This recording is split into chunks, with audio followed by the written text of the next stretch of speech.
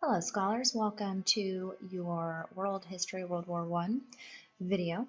And where I'd like to pick up is with a deeper look at trench warfare. We started talking about the Western Front, and after the Battle of the Marne, as the German troops were retreating back to Germany, they got stuck in Ypres, Belgium, and both sides dug trenches, and basically where we left off is that this type of warfare is a static line of defense. There's not much movement. It's very bleak.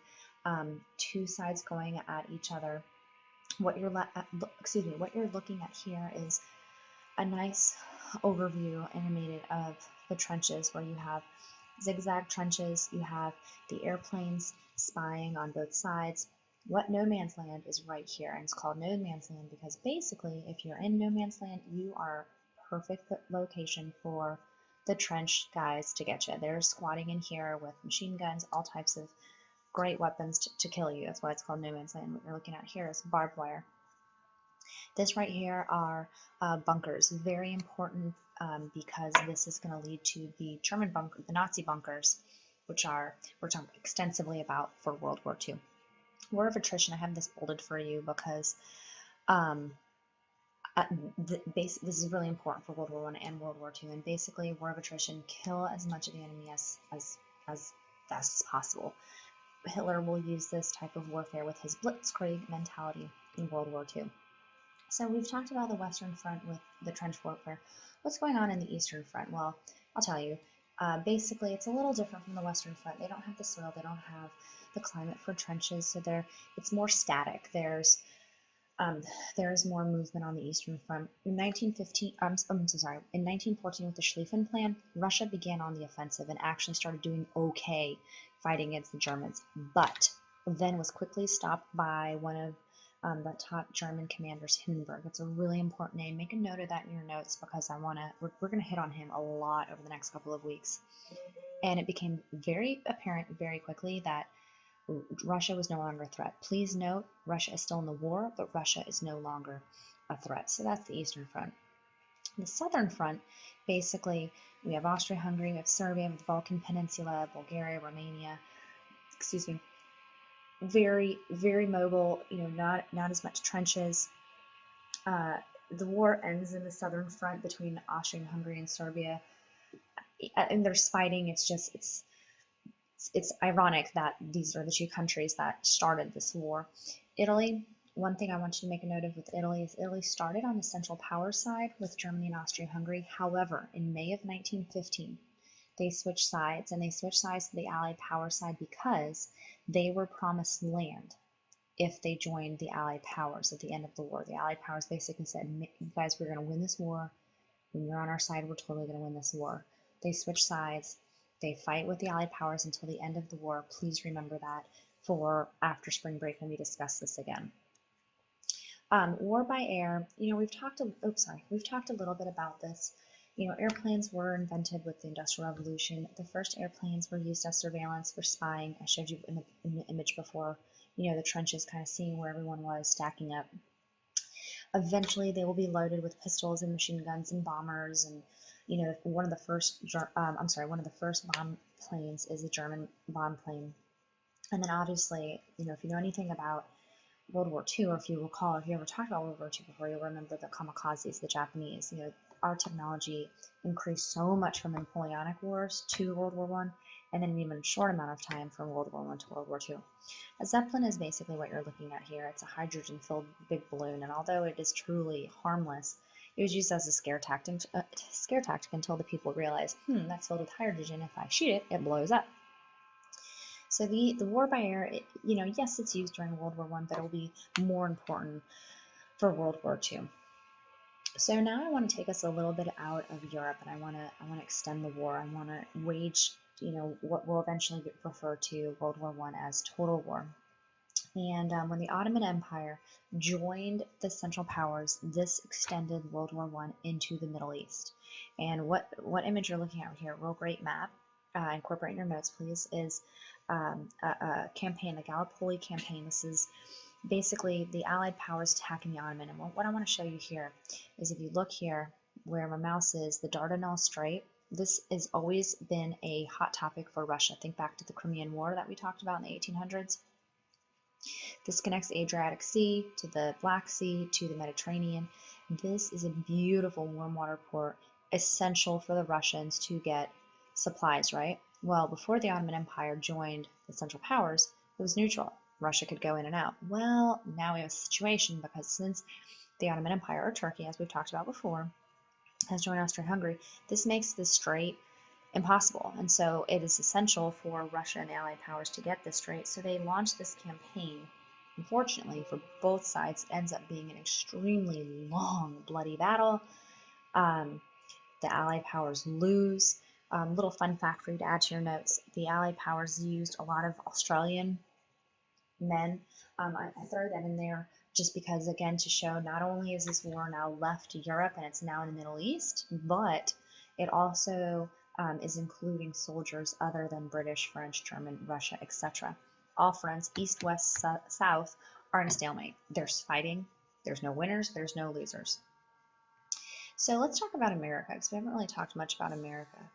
America was neutral. We were very proud of being neutral. We've talked about this before. We've had moments of proud, statements. We beat the Spanish in the Spanish-American War. We had the Roosevelt Quarterly. However, we are neutral, and our president, Woodrow Wilson, at the time, that's our stance. Well, the situation is that the Germans, how they respond to the British trying to control the seas, the British have this fantastic navy, is with unrestricted submarine warfare. U-boats or underwater boats, basically submarines. And basically what I mean by that is that the German U-boats can blow up anything because it's unrestricted. Well, so May 7th, 1915, there's a British cruise liner ship called Lusitania, and it's blown up because, again, it's unrestricted submarine warfare. The Germans don't know. Maybe that cruise liner has bombs on it, maybe has weapons on it. They don't know. It's war. Blow it up. Well, the problem is that there's over 100 Americans on that cruise ship. Woodrow Wilson basically tells the Kaiser that you need to stop unrestricted submarine warfare or America will go to war. The Kaiser responds by suspending unrestricted submarine warfare. Basically, he puts restrictions on it that the Germans have to check. They have to basically say, hey, I'm about to blow you up. If you're, a regular ship, let us know, etc. Okay, so that's strike one. I'm gonna give y'all 3 strikes before America actually gets involved in the war. So the second strike is basically it's called the Zimmermann Note or Zimmermann Telegraph, and basically the Germans send this telegraph, or they intend for it to make its way to Mexico. And it's intercepted by the British, though. And so what's in the telegraph is basically the Germans inviting Mexico to attack America. And the Germans say, hey, attack America from the south, like Texas, all of the southwestern states. When we win, we will give you all that land back that you lost in the in the Mexican-American War in the 1800s. Well, because it's intercepted by Britain, it never gets to Mexico. I'm going to argue, this is strictly my opinion, that even if Mexico got it, they wouldn't have waged war with us. They weren't economically or politically stable to do that. But anyway, so the British are super excited because they're thinking, sweet, now America will actually get involved. Well, that's the second strike. We still don't get involved in the war. Later that month, the Germans really want to break the deadlock at sea. Britain has this fantastic navy, like I said before. So Holzendorf, a high-ranking German admiral, basically tells the Kaiser, okay, we've had 2 strikes. America's not going to war. Let's just bring back unrestricted submarine warfare, right? Well, so the Germans bring back unrestricted submarine warfare. They sink one of our ships, and in April of 1917, we declare war against Germany. Now, although we declare war against Germany in April of 1917, it's not until 1918 that we actually send a large amount of troops. And I want you to think about that. That's very important because 1918 in November, the war ends. So think about it. We had been in war, 9, 10, maybe 11 months. So post-World War I, which we'll talk about after spring break, for us to recover is very, very different from the rest of European countries to recover. So I just kind of want to close our discussion with a term called total war. And basically, we've kind of talked about this a little bit in class, but World War I is a new type of war in that it is a total war and it involves every aspect of society. It's not just the military men. It's not just the wives and the moms of the military men. I'm talking every single day of these people's lives, of any country that's involved in this war, was impacted somehow, whether it was food rationing, whether it was propaganda. I have a picture to show you next. The government of all of the warring countries controlled, including America, including Britain, including France. Basically, they controlled prices. They controlled what you saw. They were trying to build up nationalism. They were trying to build up loyalty. Um, Things got very depressing. So, having these new types of propaganda to make people happy, again, to paint the bad guy in a really bad light so that it would make, yes, we need to go to war, we need to kill these bad guys because if they win, life will be terrible. Countries like Germany, Russia, Austria, Hungary were more authoritarian, so they were more forceful with their propaganda, etc. Countries like Britain, France, and the United States were democratic. We still used force, but it wasn't as authoritarian as authoritarian governments. I'm giving you an example here. It's called the Defense of the Realm Act, and I don't expect you to write this down into your notes, but I just want you to take a quick moment if you want to pause it here and just look at some of the laws that were passed in Britain during the war. And it's it seems so ultra paranoid, but I think it speaks very highly to the feeling throughout Britain during World War One. I also want you to take a note, take pauses real quickly here and look at this propaganda. And I want you to think about who is this propaganda aimed at? It says, Daddy, what did you do in the Great War? I want you to think about that and be able to answer that in class next week. Women, basically what's going on for the females is when these men are gone, the economy has to keep going, and so these females take on new roles. And what's really important to remember is that when the men come back, they're quickly removed. But what's very, very important about that, and I know I'm kind of flashing forward, but something to keep in mind is that these nurses at war, when they come back, they're changed. When these women that take the jobs of the men, when the war ends, they've changed. Not only have they changed mentally and socially, but also culturally. We have a totally new fashion after the war. We have the flapper, we have the shorter skirt, we have arms showing, we have shorter hair, we have makeup, we have smoking and drinking in public. So very, very different. Also, at the end of the war, most Western European countries in America, females get to vote. So this is culturally gigantic leading into our next chapter. What I just want to close with, and this is kind of, random and sorry,